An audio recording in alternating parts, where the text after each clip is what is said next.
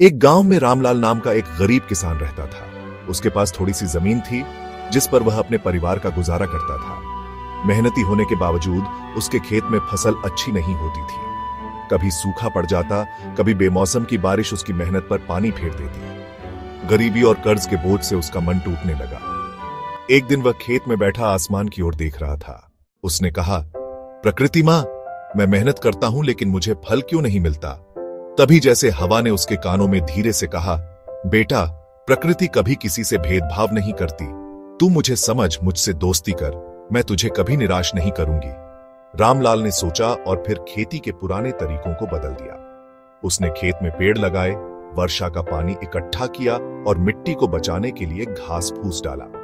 वह पक्षियों को भगाने के बजाय उनके लिए दाना डालने लगा ताकि वे कीड़े खाकर फसल की रक्षा करें।